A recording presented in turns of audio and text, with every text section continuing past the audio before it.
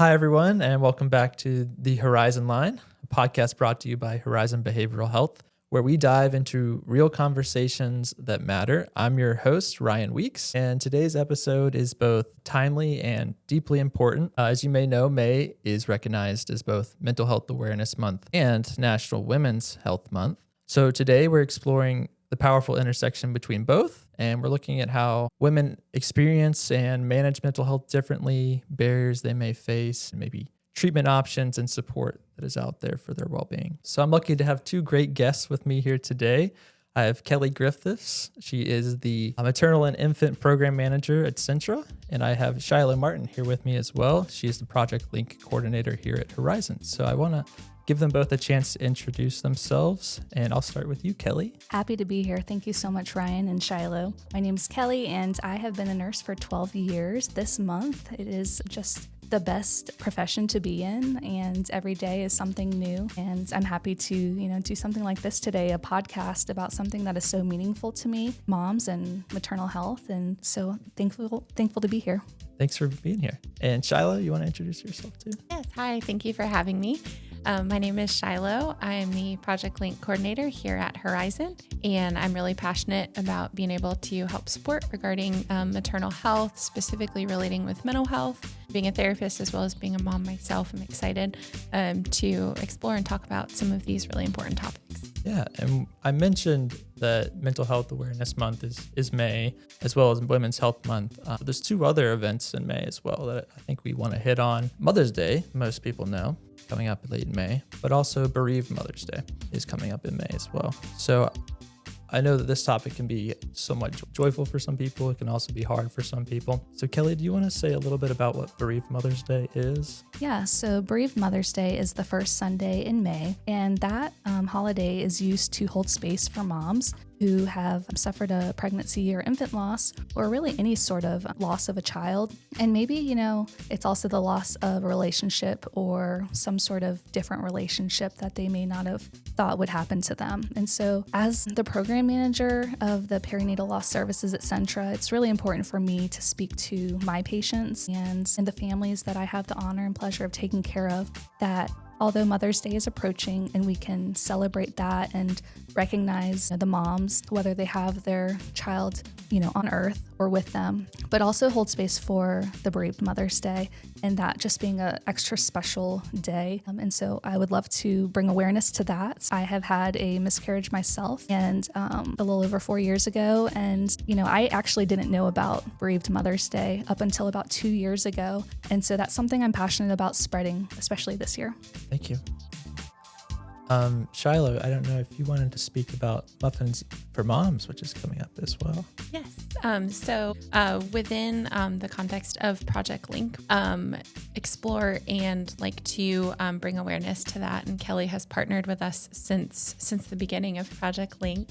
We have many moms in our program that either have experienced a loss, maybe don't have the relationship with their mom that they want to, maybe don't have a child in their care. And so we like to have this event, we call it Muffins with Moms, about being able to celebrate motherhood amidst also maybe navigating some of the components that come with grief that are connected with motherhood in whatever capacity that might look like for them. Side note, Shiloh makes the best sourdough muffins. Double chocolate. Double Yes. chocolate. Sourdough. Yes, I'm so excited. My wife makes sourdough muffins too with chocolate chips, so it's my favorite. Yes. They're really rich, but they're delicious. So yeah, I think that's a good segue into talking about, from your perspective, both of you, what are some unique mental health challenges that face women in particular? Access to care. Mm-hmm. Is a major one. Access to care, meaning quality care, meaning being able to physically get to that space. Childcare is a major issue, whether that's not having childcare or being employed and then not being able to access care like after work hours. That can definitely be a challenge. Even myself as a mom, sometimes like trying to schedule like a dentist appointment, and like I'll have my two kids with me, and it's like sit down as I'm laying in the chair. And being able to access that care and being able to fully focus on that. It's hard enough in a dentist appointment, let alone coming into therapy where you're talking about maybe really hard things, right, or you're exploring being able to navigate relationship issues, addiction, trauma while trying to manage your children in this appointment. So I think childcare is a major issue. And a lot of times my patients have said that they don't know what exists. And as hard as we work to make it known to the public what exists, and we try not to gatekeep or anything like that, there's always going to be people that don't know certain programs, support groups, therapists, anything like that, exist. And so although I hear myself say it almost daily, there are different resources around Lynchburg and even around the US, like the Maternal Mental Health Hotline, that is just incredible, 24/7, 365, text or call support. I kind of had my little spiel going right there. Yep. But not everyone knows about that. And so it's just good to, tell others and to continue to disseminate whatever you know, because if that just helps one person, it's worth it. Yeah, that's great. I didn't know that existed. Well, we talked about access to care and then just general knowledge. Do you think stigma also plays a big role in that? Or is it, obviously it applies to men and women, right? Stigma and not the challenges about speaking about yourself and things that you're going through. Do you think that there's anything stigma-wise that only women sometimes feel for their mental health? I think no one wants to think that they're going crazy, or is someone going to take my kids away, or what is my family going to think? No one wants to live with the stigma of mental health, but I think it's still there. I don't think it's as bad as it was probably the last 10 or 20 years, but I think it's still there, unfortunately. I know it's still there. And so I just try and normalize with my patients, like, if you need therapy, it's not always for forever. Like, it could be a season, especially if you have a really good therapist. Like, personally speaking, I had like 5 sessions and I'm like, what? You are a magician. Like, that was amazing. And so I just try and share those things, that it can be hard, to get in, to do the paperwork, to schedule, get the childcare, but it's definitely worth it.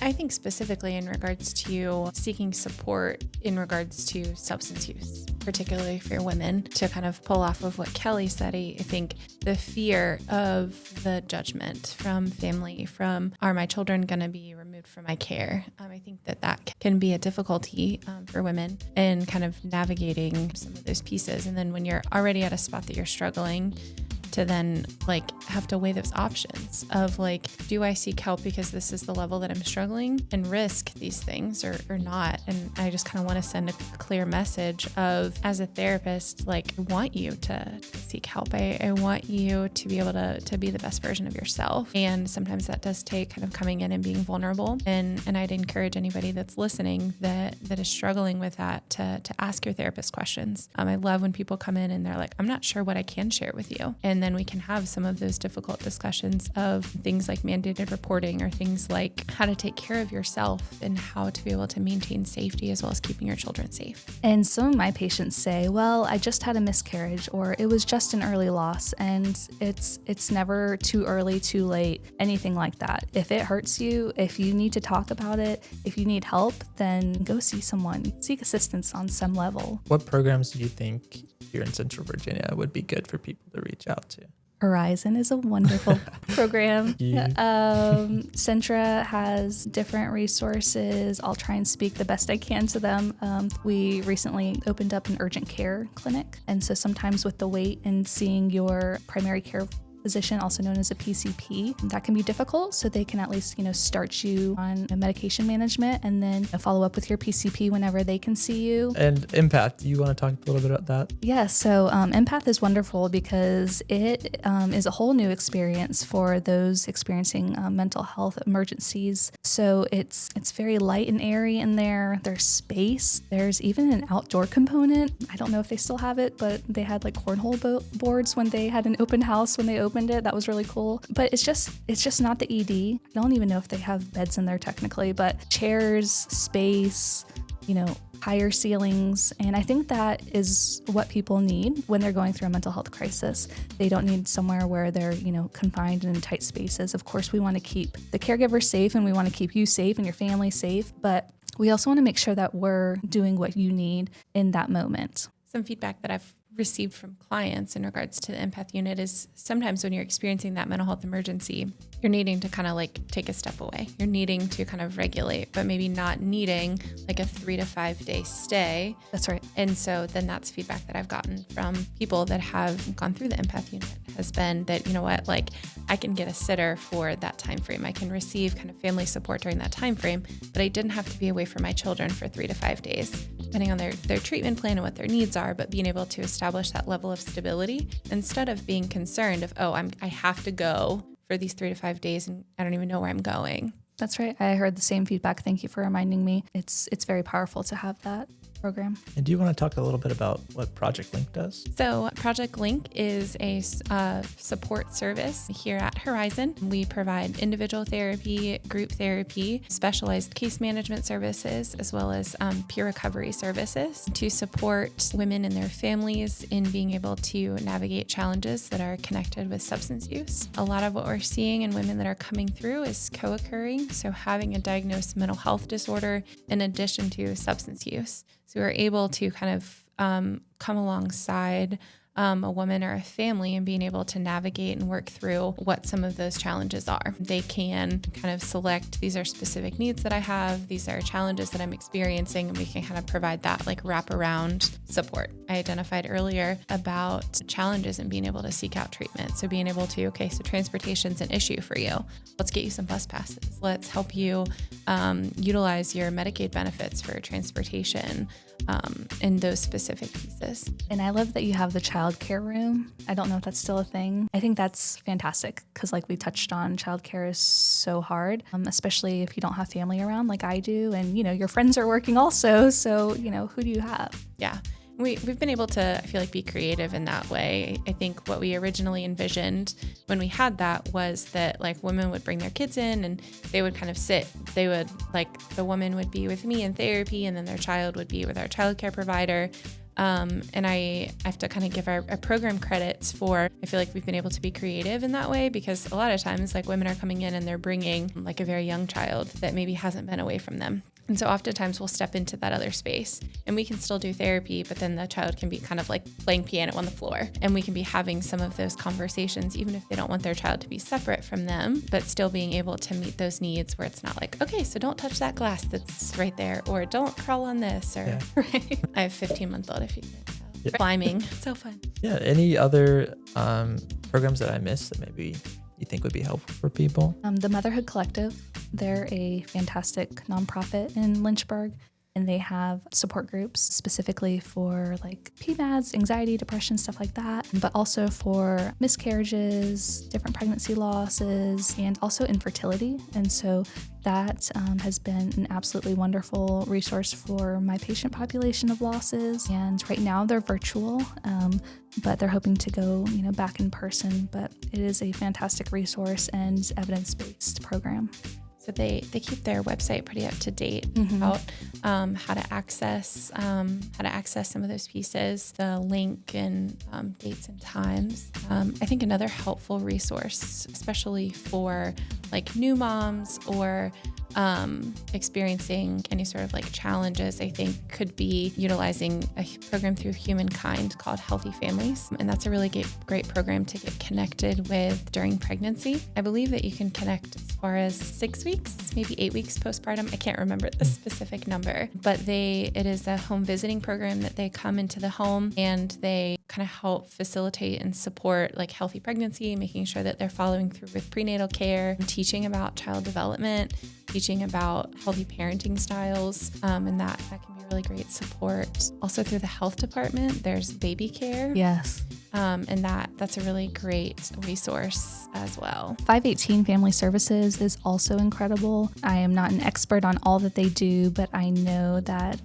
Dave Frett is over the Dare for Dads. I think it's Dare to Dad. Dare to Dad. Dare to Dad. Yes. I'm sorry, Dave. Program. I'm trying. And he really is passionate about supporting the dads. There is a huge need in Virginia about dads who are not present in the family. And so I have the statistic floating around in my head, but I want to say it's like 40% So I just want to, push that out there that although this is primarily about moms, if you know a dad that is struggling, then that's a really great program so that, he can hopefully support the mom and the family. And Dave's doing a fantastic job. So check out 518 Family Services as well. Circle of Security Parenting. It's an 8-week course that they're offering. And that I've heard great things about that parenting program. It's 8-week. And then the Maternal Collaborative, what is that? Yeah, so I have the pleasure of co-leading the Maternal Health Collaborative. So that is about 20 to 25 active maternal health leaders across Central Virginia, specifically Lynchburg. And we partner together and try to really information share because, again, although we may push out our information, it doesn't mean that everyone knows about it. So sometimes we have, special speakers. Sometimes we have presentations. Sometimes we have like, hey, this is April and this is, Domestic Violence Awareness Month. And here's some things we can do, about it within our group. But other times, just the information sharing and, sharing data and our statistics and our surveys, that helps us to really try and better the community around here. And it's all an intervention from the Community Health Needs Assessment from Centra. So I'm thankful to partner with Maria Hayden of the Motherhood Collective and just do whatever we can to support the parents and families and moms and everyone around here and each other, really.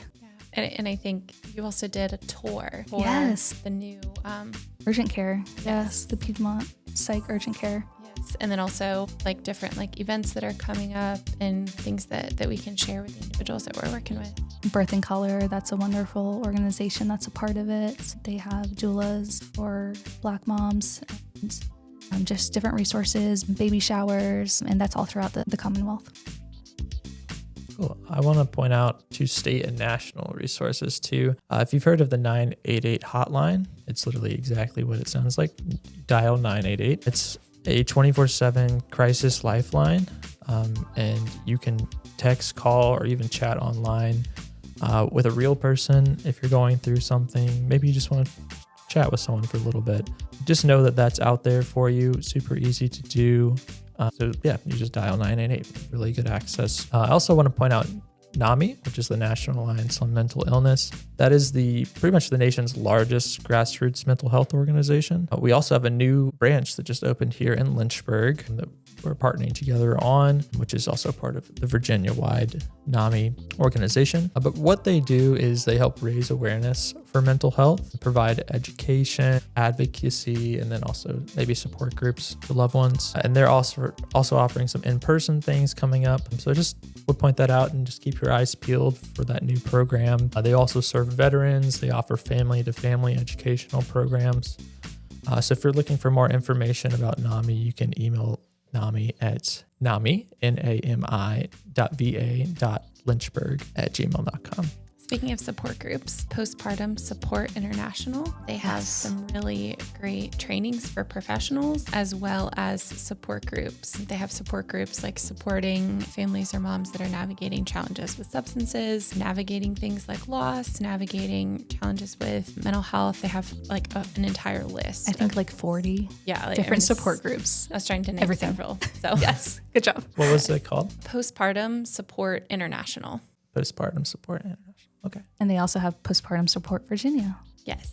Great. Well, any tips from you two, just from your own personal experience and self-care, mental health, anything that you've seen work well in your careers? Finding support, whether that's natural support, whether that's like your medical team, your medical care team, your mental health care team, natural supports like support groups or your family, but really connecting with that. I think especially that's important during pregnancy and that postpartum phase of really being able to kind of set the stage for success. And a lot of times I tell my patients that just having multiple layers and levels of support is invaluable because, not everyone has friends, not everyone has family, not everyone has a partner. But if you have colleagues, if you have maybe peers in a class, if you have a faith-based religious organization or anything like that, having different clubs and support groups and all sorts of different layers and levels of support, having a therapist, I think that's helpful so that multiple people can check in with you at different times and there's not gaps. especially at the beginning of something like a pregnancy or infant loss. I think also then people can kind of fill your cup with maybe different things that you need, whether that's, I think my favorite thing after I had my son was like the meals, right? It's like having somebody that can kind of bring you something. I know something we do within Project Link is try to visit somebody at their home and bring like specific things, whether they need some more postpartum supplies, whether they need diapers, being able to just kind of connect with somebody within their space, and just kind of being able to recognize what some of those needs are. And different people bring like different strengths to the table. Thing that I missed that you want to talk about, or any stories you want to share? I'd love to share just a little bit about some of the groups that we're offering within Project Link, if that's okay. Yeah, absolutely. So some of the groups that we are offering, we're excited to have just started women-specific IOP. So we're offering one day that is a focus about being a woman in recovery. And so if somebody comes in and they meet IOP level of care, they can opt to do one of their days of IOP and women specific. All of our services within Project Link are evidence-based. So for that specific one, we are doing the modality of seeking safety. And then at the end, we are also incorporating what's called NP.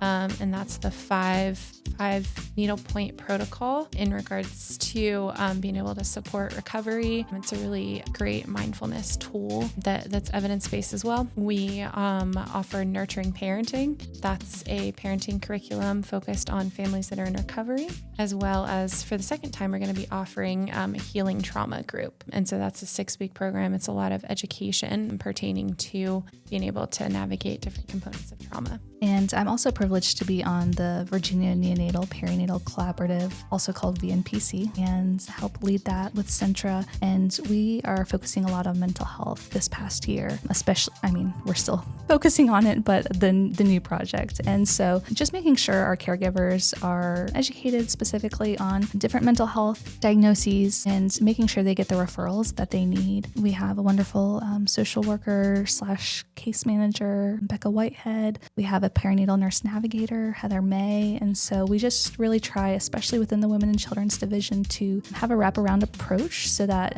nothing is last minute per se, but, hopefully at their prenatal appointment, if they have some sort of mental illness, that they would be referred to Heather and then, followed throughout their pregnancy, postpartum, all of that. Horizon also has a couple of trainings coming up people might be interested in. We offer a mental health first aid training. So just like someone might get trained in first aid for a physical injury, we offer a training for mental health first aid. So that's really great training. We also have one coming up for adverse childhood experiences. So that kind of speaks to childhood trauma, how to help someone going through that, how to prevent, environments where children might go through those sort of experiences. So I think that can be helpful, whether you're specifically working with children or whether you are an adult that has navigated that. It can help you be able to understand yourself. We also have another training on youth anxiety. That one's coming up on May 8th, and it's more like a strategic and treatment approach to that.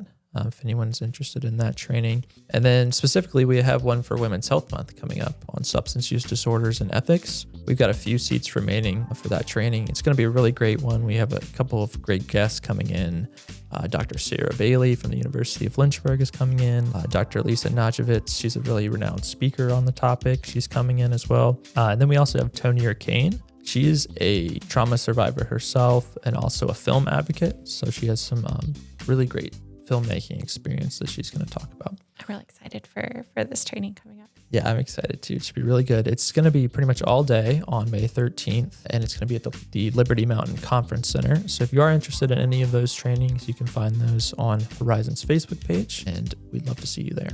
I think, something that's free is just to say, and a lot of these resources have been free, but just saying no. I like to say that a lot with Shiloh and around, therapy and mental health, just saying no and having that specific boundary, that's a full sentence. And it's okay to not be the best at everything, especially in the season of early motherhood. I used to remember all the things, and now I'm okay, event to event or, patient to patient. I'm just trying to, do it hour by hour and just, kind of keep keep things going. And so it's okay if you can't remember every single thing about your day or every event you have coming up for your family. Just have those healthy boundaries if possible.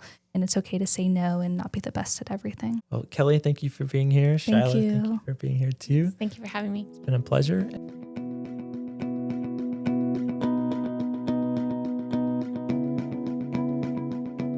Thanks for joining us on the Horizon Line. If today's conversation resonated with you, we hope you'll take a moment to follow or subscribe to the podcast wherever you're listening, and that way you'll never miss a new episode. You can also stay connected with us on social media. Just search for Horizon Behavioral Health on Facebook, Instagram, LinkedIn, and YouTube. For more resources, upcoming events, or to just learn more about our services, visit us at horizonbh.org. And remember, keep your eyes and ears on the Horizon Line. We'll see you next time.